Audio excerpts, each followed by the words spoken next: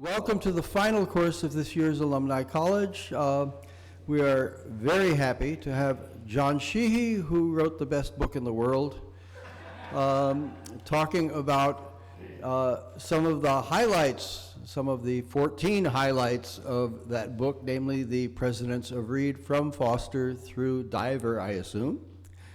I cannot top Colin's introduction of John yesterday afternoon. He really is the uber volunteer of all volunteers at Reed. And as the introduction to the book makes quite clear, John knows more about Reed than any person currently living. And so he is the perfect person to give this talk on the Presidents of Reed. John.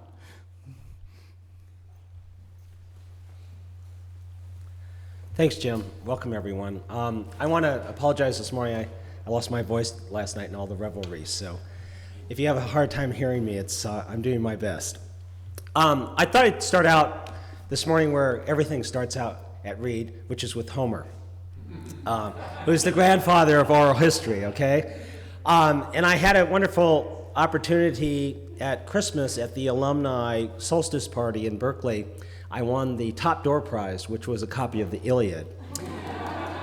Then I opened it up and I found out it was inscribed for new and coming freshmen. And I realized now, many of you probably know, they've switched this year to the Odyssey. So they were unloading these books. But I was a happy recipient of this. And about the same time, a new translation of the Iliad was released. And I happened upon a review of it in the New Yorker magazine. By Daniel Mendelsohn, who teaches classics at Bard. And it's a translation by Stephen Mitchell, and I've also bought that, and I've been reading both now, which has been really wonderful. And what really struck me in the review that Mendelsohn wrote is that he made the claim that the Iliad actually is very highly relevant to today's modern world, because the question it raises is essentially a very modern existential one, which is how do we fill our short lives with meaning? Now, as you may recall in reading the Iliad, and I assume almost everybody in here has, Homer frames that question around the plight of Achilles, a very temperamental man of action who chooses to accept a glorious but short life, dying on the battlefield, rather than taking the option of returning home and living a long but insignificant life, because he doesn't want to die a nobody. So I must confess that that point sort of eluded me 30-odd years ago when I read the Iliad as a freshman here at Reed. I was more interested then in Homer's storytelling, which perhaps explains why I became a literature major. But it was also a love of stories that initially drew me to the Reed Oral History Project. And a couple of years actually into the project then, I came to realize that oral history is less about history than it is about memory. And memory, of course, deals essentially with the same existential question that Mendelsohn points to in the Iliad, which is how do we fill our short lives with meaning? One of the ways that I noticed that Homer addresses meaning and memory in his book is through the use of lineage. Characters, as you recall, are always introduced in the Iliad by their lineage, memory of which gives their actions of valor or disgrace a meaningful context. There's the story of Glaucus in Book 6, some of you may recall, which I think is an especially poignant example of this. So in thinking about lineage at Reed, back in 1998, I set out with a small cadre of fellow alums to launch our own recovery expedition, not to Troy to bring back Helen, but to capture the stories of alumni, retired faculty, administrators, and trustees, and then bring them back to Reed as a gift for the college's centennial. We succeeded in interviewing over 1,400 people. 400 of those interviews were one-on-one interviews, and I know some of you either conducted those or were involved with those. And another 1,000 interviews were in group sessions, either at reunions weekends like this weekend, or through storytelling sessions led by Cricket Parmalee around the country. We also incorporated into our project a number of legacy interviews conducted by long-term history professor Dorothy Johansson, class of 33, who started interviewing people in 1935 for the college's 25th anniversary. And on a personal note, as a student here, as a work-study student, I was assigned to work with Dorothy Jo when she was an archivist here She had this little office off to the side of the chapel. And I didn't know it then. Had I had the foresight, I would have organized things a little bit better, because when I went back into her paperwork, there were a lot of questions I had for her, of course. But it was a wonderful personal kind of journey for me to come back to that work here. Now, oral history is a very tricky discipline. Many academic historians continue to view it with suspicion, and it is easy to see why. The human memory is wildly selective. No two people tend to have the same recollection of the same event. And when it comes to read oral history, that problem is only magnified. For me, it's sort of like watching Kurosawa's classic film, Rashomon, if anyone has seen that, in which a crime is witnessed by 4 individuals and described in the film from 4 mutually contradictory ways. That will give you a sense of the challenge I had in putting together the book, Comrades of the Quest. Yet beneath the hypothetical narratives of what happened in the oral history runs the deeper purpose of memory, that of filling our short lives with meaning. The themes and structures that people's memories take on can offer ways of getting at the meaning they ascribe to what happened, even though the eyewitness accounts and details may be sketchy and the narratives unreliable.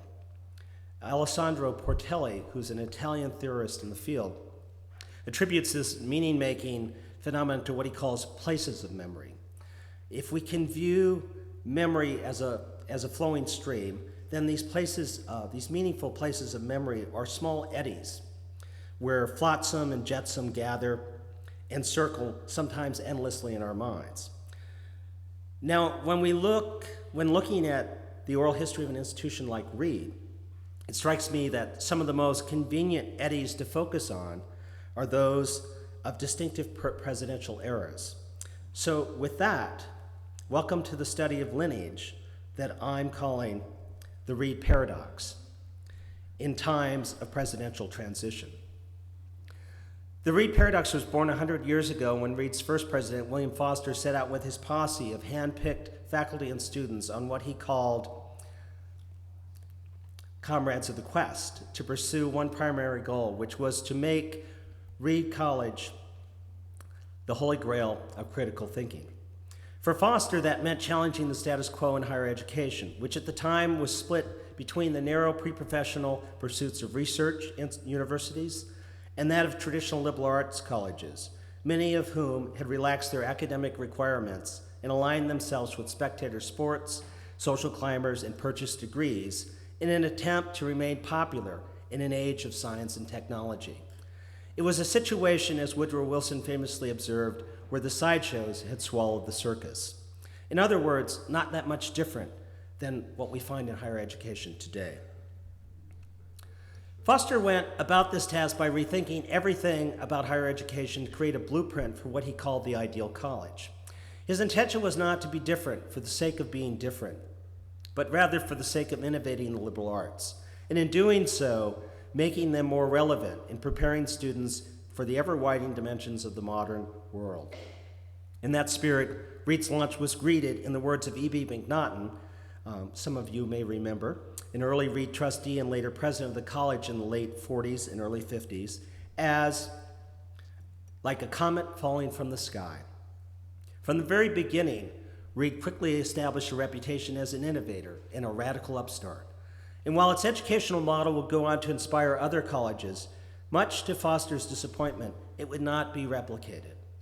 It would instead become a distinctive college, an iconoclast, ultimately coming to embrace in its paradoxical manner one of the most conservative curriculums in America, and in doing so evolve its brand image from radical upstart to radical traditionalist in today's world of higher education. That was partly because in making critical thinking the holy grail at Reed, Foster had also imbued the college with what he called a deathless spirit of nonconformity to the status quo.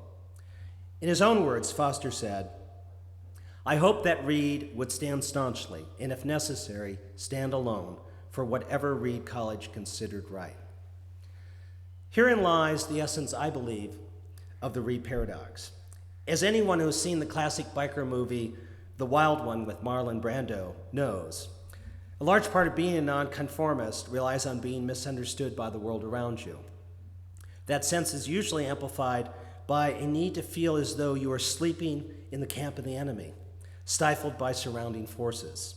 The phenomenon of the Reed paradox began in the college's first decade, as noted by one of the founding professors, E.O. Sisson.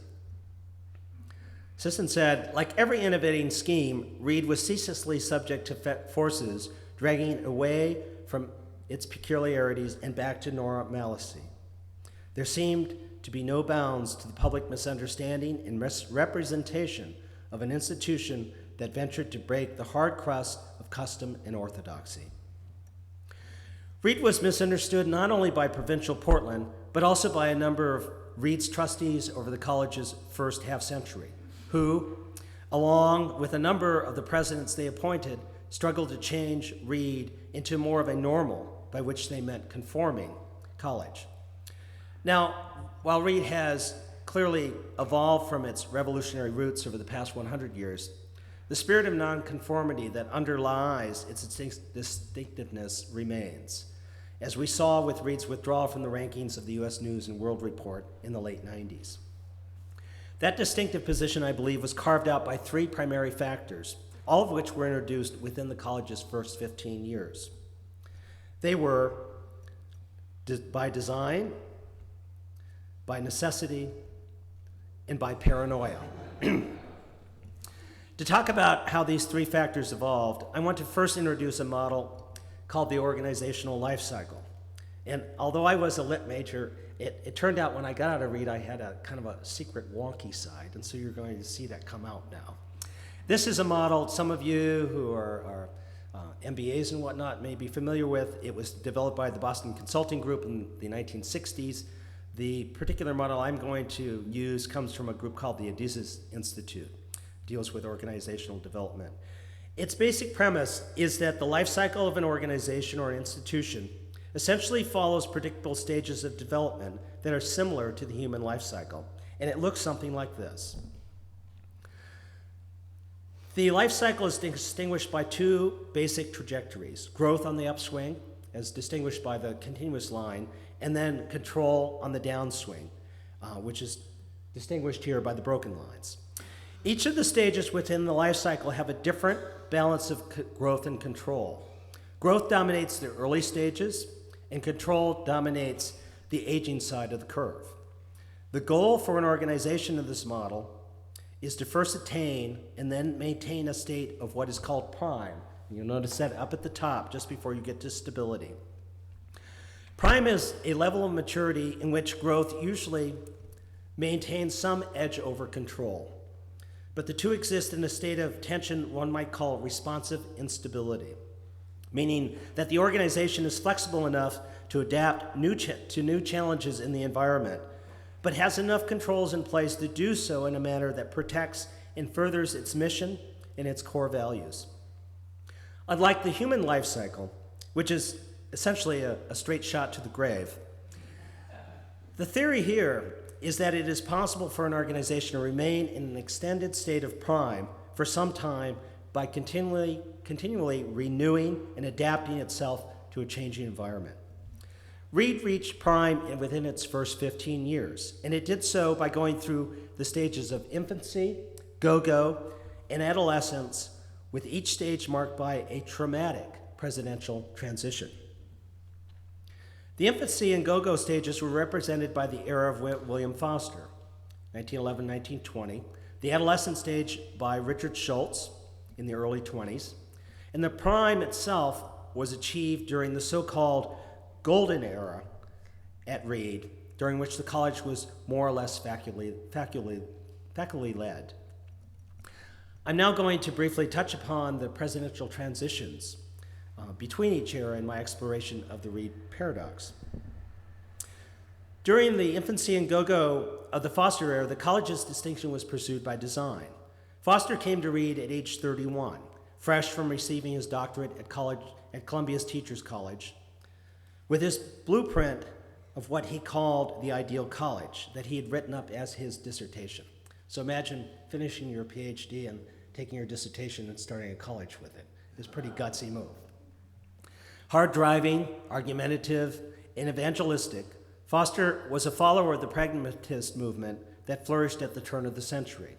and had studied at Columbia under John Dewey and at Harvard as an undergraduate, had been exposed to William James, both originators of the pragmatist philosophy. Now, pragmatism's essential premise was that a skepticism toward ideologies, a view that ideas were to be viewed not as immutable truth, but as contingent and adaptable responses to the environment, tools people could utilize in coping with the world around them. Or to quote William James' famous maxim, truth is what works.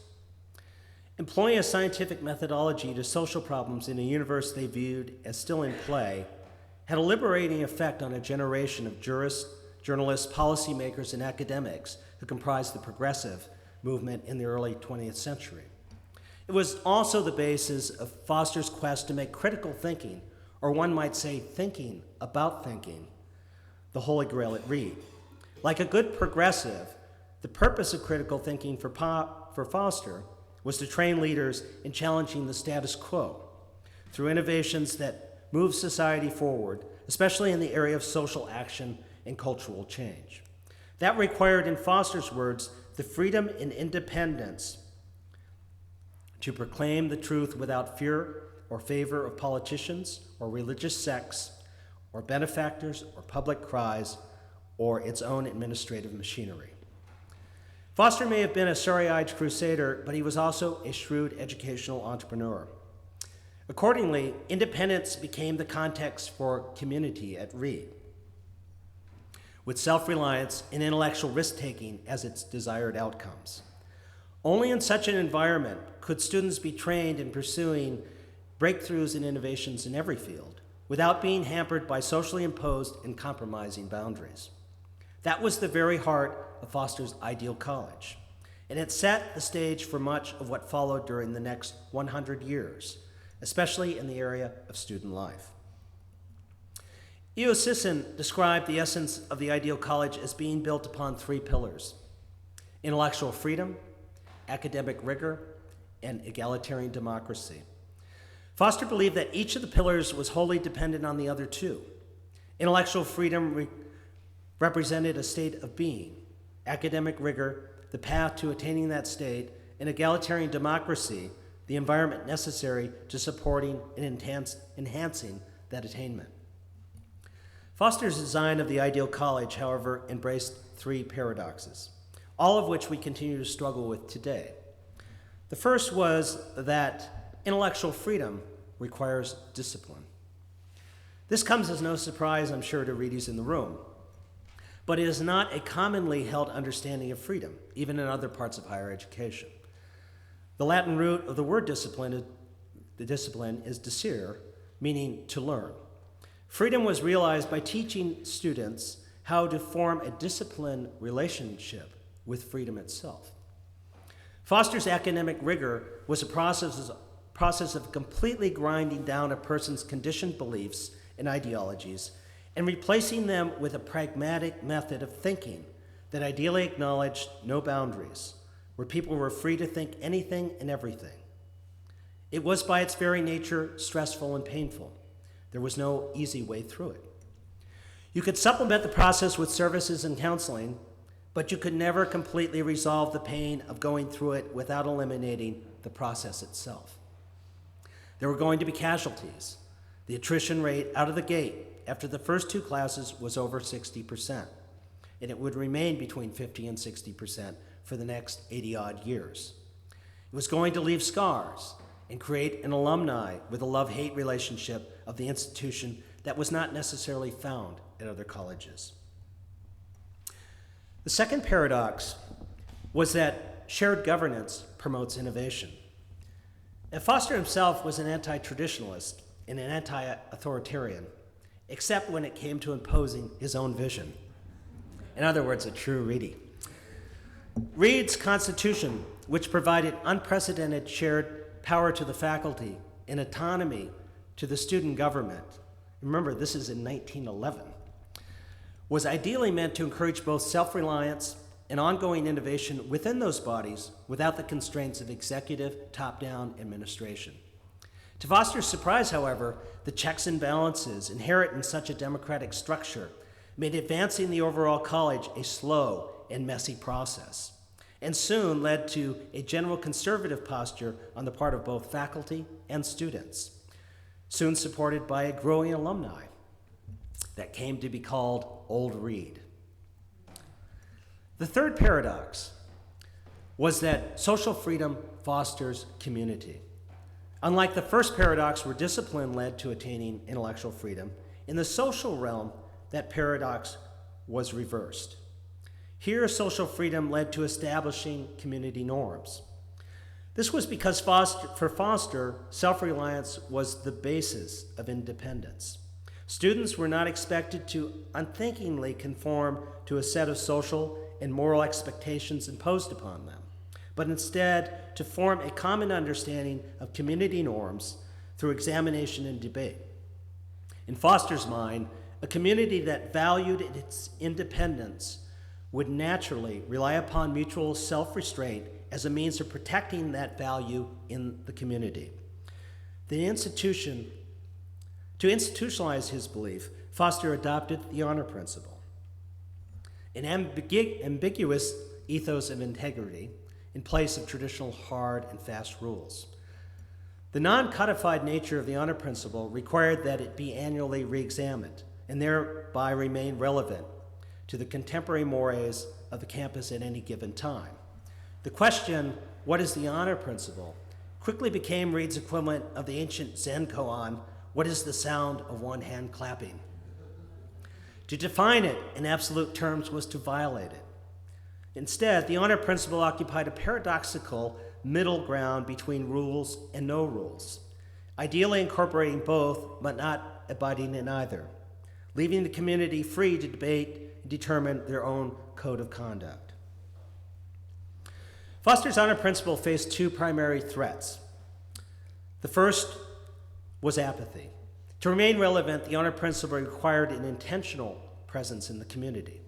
Fortunately, the tradition of the annual spring crisis, which I'm sure many of you experienced, became a valuable means of engaging in principled discussion of its existence or non-existence. However, for students, social freedom appeared most relevant when it was defined by the threat of repression. The issue of the man first reared its ugly head after a fire hose fight in 1916 seriously damaged the old dorm block and all the furniture in it. That development led to the second major threat to the honor principle for Foster, and that was ideology. By the rip-roaring 20s, a number of students had adopted a libertarian or laissez-faire ideology in defining the honor principle, especially in social behaviors involving sex and intoxicants. In terms of organizational development, by embedding paradoxes in his design of the ideal college, Foster ensured that there would always be a creative tension in the operation of the college that would keep alive his deathless spirit of ideals. But as the early college struggled with Foster's paradoxes, it became clear that with the good of each came some bad. But to try to lose the bad also risked losing the good. The only way forward was to work within the paradoxes, which gave the rise to the birth of irony at Reed as a tool of creativity in working with the tension without eliminating it. Now, after experiencing a heady period of go-go in the college's first 6 years, Foster, like many entrepreneurs who get a taste of early success, overextended his reach, going off in directions beyond the college's core educational mission and trying to reform not just higher education, but all of provincial Portland. By 1917, the college was hosting free extension courses to 55,000 local citizens on a range of academic and socially progressive topics. In the conservative quarters of Portland, however, Foster's progressive agenda was met with major backlash. His outspoken opposition to America's entry into the First World War in 1917, coupled with a regional recession that decimated Reed's endowment at the time, which was tied up in real estate, subsequently thrust the college into a major financial and PR crisis. The final straw was the war itself, which decreased enrollment of male students at a time when the college was highly dependent, as always, on tuition income, and put Reed into an early death spiral called the Founder Trap. It ended with Foster's resignation in 1919.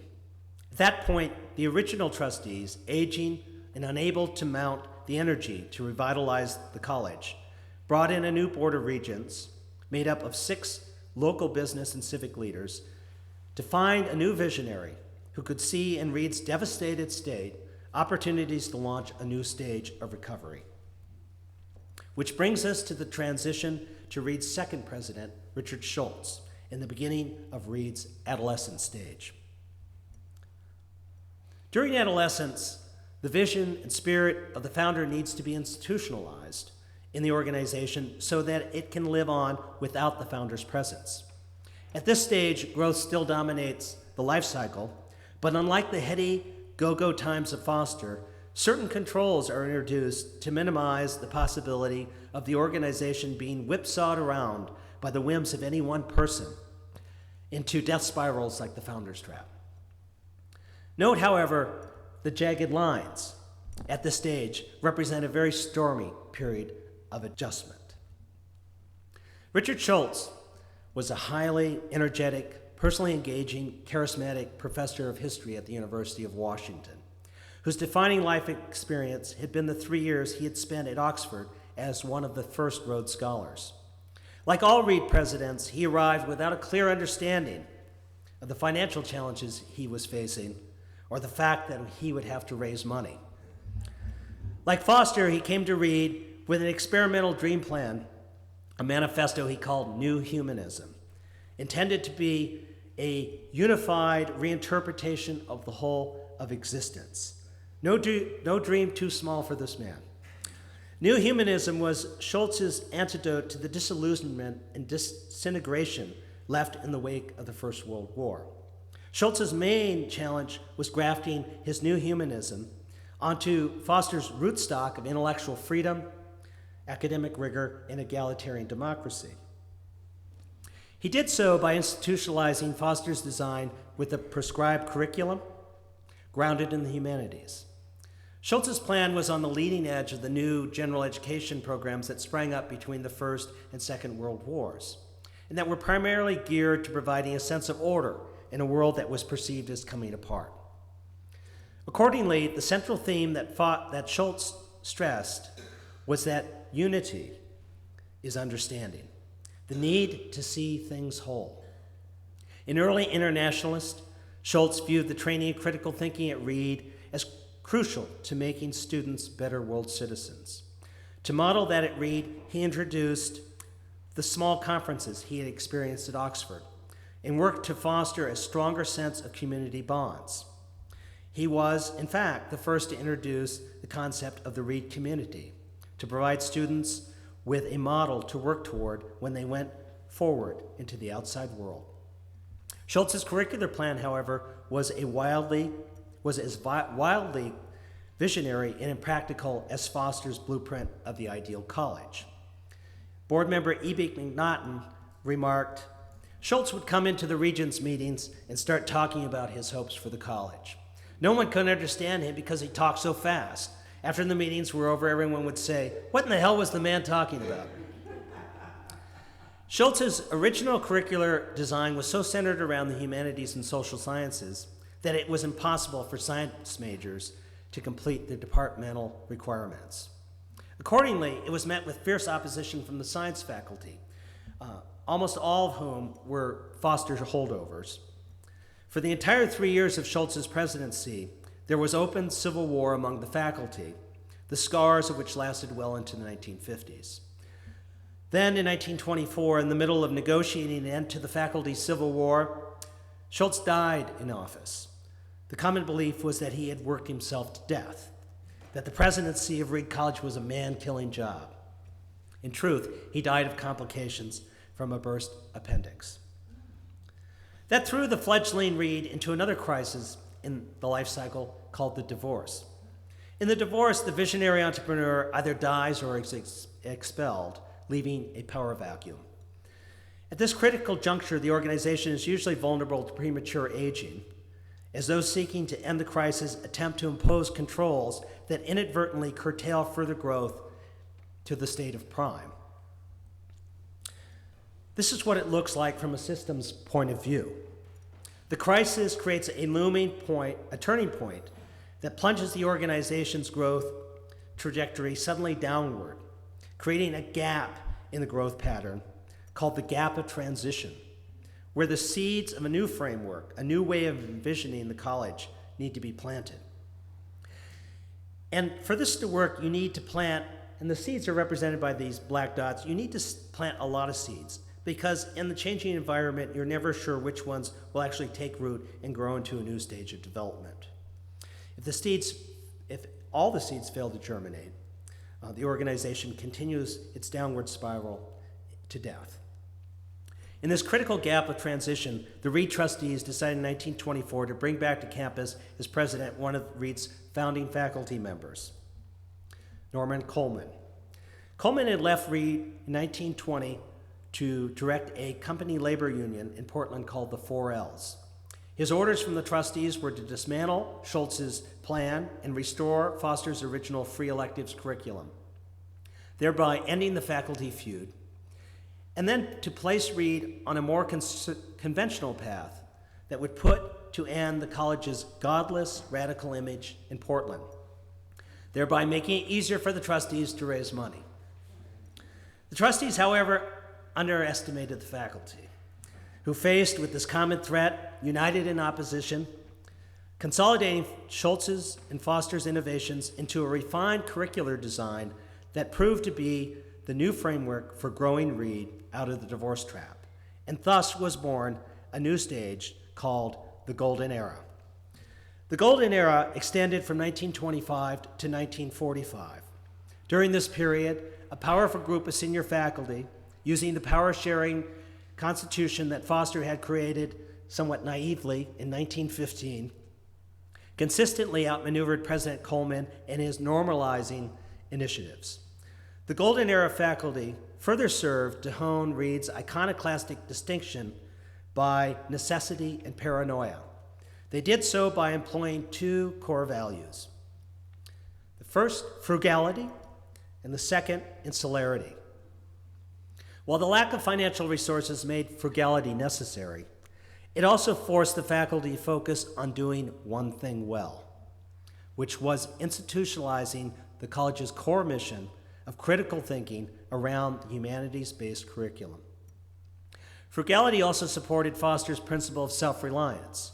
Tuitions paid the bills in the 20s and 30s, as there was no endowment, and faculty was fully engaged in running the administration of the college. There was no money to hire administrative officers. It was basically the president and the janitor. Paranoid of attacks by the local community, which had objected to Foster's reforms and Schultz's experimental curriculum in internationalism, and also paranoid of the hostile presidents hired by the board, the Golden Era faculty turned Reed inward for the sake of protecting their educational mission. They rejected the relevancy of Foster's social activism and of Schultz's internationalism, and evolved the college's mission to serving the life of the mind, critical thinking for the sake of critical thinking. During this golden era, Reed reached a period of prime, that level of maturity in which growth still maintains some edge over control, but the two exist in a state of tension, as I've called responsive instability, allowing the organization to adapt to new challenges in the environment, but to do so in a manner that protects and furthers its mission and core values. Between 1925 and 1940, the college was generating the highest percentage in the country of Rhodes Scholars, as well as students who went on to get doctorates in science, and the third highest percentage of doctorates in social sciences. As with all things Reed, these outcomes only reinforce the iconoclastic mystique of the Reed paradox in higher education. No one could figure out exactly how they pulled it off. Even at Reed, these outcomes were something of a mystery. which only reinforced the reluctance to tinker too much with the educational model for fear of throwing a monkey wrench in the works. But in systems thinking, an organization must also always be aware that its current model, no matter how well it is performing in a state of prime, resides in a fragility zone given to the ever-changing environment around it. The failure to continually adapt to that changing environment, which usually occurs due to the desire for greater stability, eventually leads the organization toward a turning point of crisis that begins the downward descent of the life cycle into a stage called aristocracy. Aristocracy is just what it sounds like. A certain constituency or group of constituencies exerts stifling control in the organization over other constituencies. Gone is the tension in the wire. This gradually became the situation with the faculty that ran the college during the Golden Era. By the early 30s, a frustrated President Coleman threw in the towel, returning to teaching English at Reed. He was succeeded by a man named Dexter Keyser. A New Deal economist, Keyser battled with the faculty oligarchy for 8 years to provide more balance to what he considered an over-intellectualized environment by emphasizing sports, social science, and the arts. Finally, after a vote of no confidence by the faculty and a call to Washington for war duty following the attack on Pearl Harbor, Keyser resigned. In the decades that followed, all of the major crises involving presidential transition at Reed, of which there were many, essentially were battles over pulling the college out of aristocracy and back to a state of prime. They represented a struggle between the conservative fear that Reed might lose its distinctiveness if it deviated from its educational model, and the progressive awareness that the college needed to continue adapting to the changing environment with an eye towards surviving in the future. This continual tug of war between the forces of control and growth I call the Battle of Old Reed. Now, to wrap up, I'd like to just briefly point to 3 presidential transitions where this battle plunged the college into death spirals. And based upon the audience here, I think many of you experienced these. They were the transition from McNaughton to Ballantyne-Sullivan, from Sullivan to Rosenblum to Bragdon, and from Bragdon to Powell to Koblich. In other words, every other presidency. In each case, the common wisdom is that the man in the middle, Ballantyne, Rosenblum, and Powell, was simply the wrong man for the job. Yet while the personal temperaments and skill slates of these 3 particular presidents may have been somewhat lacking in terms of successfully meeting the challenges they faced, in each of their presidencies, there were similar underlying issues that indicate the institution had drifted into aristocracy and was trying to get back to a state of prime. Without going into too many of the particulars of each transition at the risk of grossly oversimplifying, I'd like to briefly outline the general dynamics that occurred in each of these transitions using my life cycle model. The first was in the early 40s, late 50s. By that time, the Golden Era faculty was deep into a stage of aristocracy. Meanwhile, the external environment in higher ed was dramatically changing with the GI Bill, the government using college science facilities for R&D, and the rising demand for college graduates to meet the needs of the modern economy. Longtime trustee E.B. McNaughton, who had served as a part-time president for 4 years prior to Duncan Ballantyne's arrival, devoting himself to stabilizing the college by primarily raising money and leaving the faculty alone. That proved to be a mistake. Without that offsetting presidential tension in the system, the faculty fell into a state of aging controls. When Ballantyne arrived in 1952, he identified the areas that needed to be addressed to return Reed to prime: the need for student services, the stifling nature of the faculty constitution that prevented innovation, and the updating of the Reed curriculum. But Ballantyne led these initiatives with a controlling nature and subsequently lost the confidence of faculty and students. When the McCarthy witch hunt came to campus in 1954, it proved to be the tipping point that caused the college to completely collapse financially, with students withdrawing, leading to the resignation of Ballantyne and a number of the trustees who had backed him. Richard Sullivan arrived at Reed in 1956 and turned the college around, pulling it back to prime. Sullivan correctly anticipated the competitive environment in higher ed with the coming baby boom and led Reed on the first true growth spurt it had had since the days of Richard Schultz, upgrading the facilities, expanding the faculty and student body, increasing salaries, and raising academic standards. Sullivan set the foundations of the modern college as we know it here today. But he did so by betting on the come, investing one-time grants and expanding staff and infrastructure that the college couldn't sustain financially going forward. When he resigned in 1966, the college was running on an annual deficit over $1 million, projected into the future, with an endowment of only $4 million in the bank. Law professor Victor Rosenblum stepped into the presidency in 1968 with pledges from the trustees to mount a major fundraising campaign and a personal goal to enhance Reed's curriculum. Neither initiative ever materialized. The college was too focused by the internal battle of Old Reed.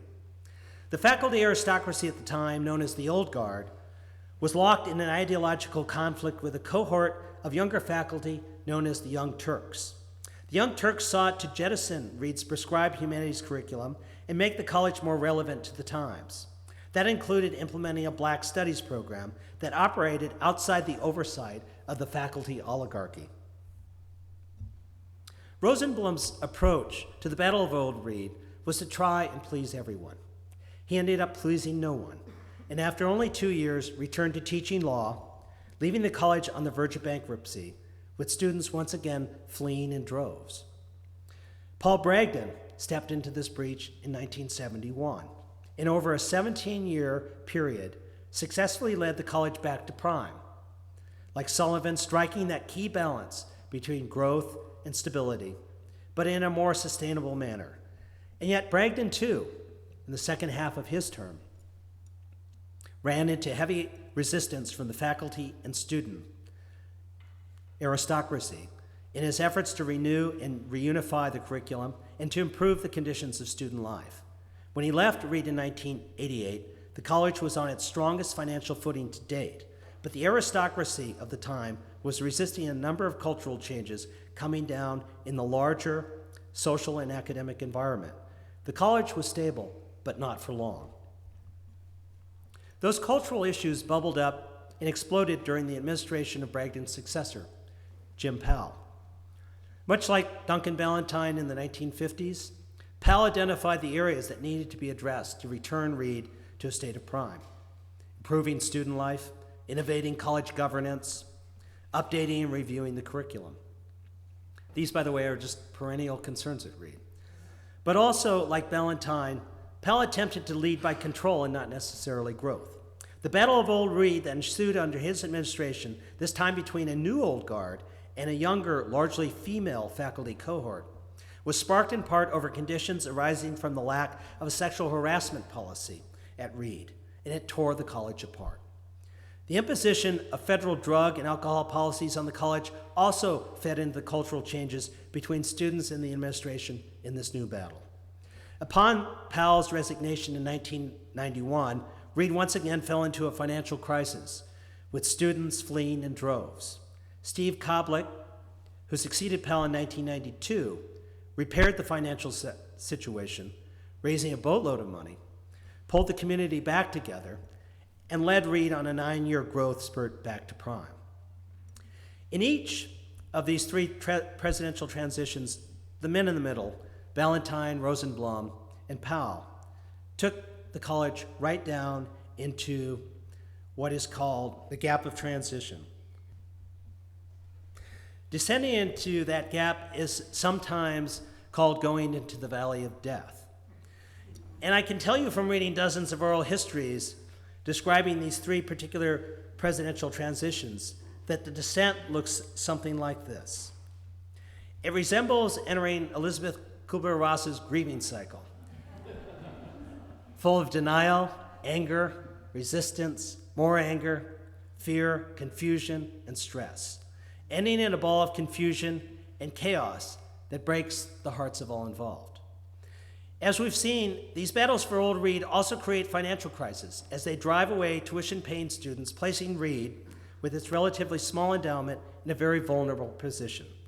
The three presidents that came to Reed while it was wandering in the valley of death, Dick Sullivan, Paul Bragdon, and Steve Koblich, all had to first initially stabilize the college's financial condition before they could lead the college back to prime. They did so by leading with creative growth, incorporating new controls and the dynamic momentum as they moved forward, unlike their failed predecessors, who had all led the college initiatives with either control or, in the case of Victor Rosenblum, a lack of control. They each encountered initial skepticism before gaining acceptance for their plans, and then instilled hope and enthusiasm for their leadership to raise a renewed Reed to even greater heights than it had reached as Old Reed. But you don't have to go down into the valley of death to remain in a state of prime, unless, of course, you're looking for some type of religious conversion. As I said before, in systems thinking, prime is looked upon as a period of responsive instability, a state in which there is always dynamic tension in the wire. Smart organizations in prime are always aware that its current model, no matter how well it is performing, is in a fragility zone in an ever-changing external environment. To stay in prime and not begin the descent into the valley of death, it's necessary to plant the seeds of a new framework when you're at the top of your game and the first warning signs of fatigue are starting to set in. A time when you can still move forward with the strength and convictions of your values and mission instead of reacting defensively to stay up with the competition. A time like now. And we actually have a track record of that having occurred here at Reed College, amazingly so. And that was the presidential transition from Steve Koblich to Colin Diver. It was the first and only successful presidential transition in our entire history. That's one success out of 13. And has put Reed College, without question, on its strongest position of prime since first opening its doors in 1911. And I think that Colin Diver deserves our everlasting gratitude for having pulled off that historical feat.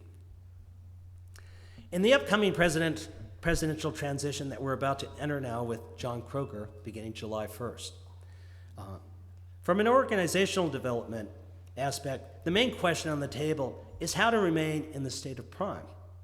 Or, to put it another way, how to protect Reed's educational model while remaining competitive for students and faculty in an ever-changing environment. In a sense, we are confronting as a community the same existential question that Daniel Mendelsohn ascribes to Homer's Iliad. How do we make Reed College meaningful in our short lifetimes? How do we carry forward the values and lineage that precede us? For what it's worth, my takeaway from the oral histories of those who have faced these tasks before us is that we need to, first, lead with growth, not control. To achieve prime, we have to model prime. And by growth, I don't mean erecting more buildings on campus. I mean facilitating a state of creative tension here in the institution among all constituencies, including the alumni. One that harnesses the historical strength of Reed's educational model while keeping it innovative and responsive to maintaining a vital future. Second, we need to continue to focus on doing one thing well, which arguably is providing the best model for a liberal arts education available. And that means maintaining Reed's distinctiveness by sticking to its core competency of critical thinking for the sake of critical thinking, instead of pursuing the rest of the herd with utilitarianism and instrumentalism and becoming an also-ran. And finally, we need to learn to love the paradox. And I don't mean the Paradox Cafe in the SU.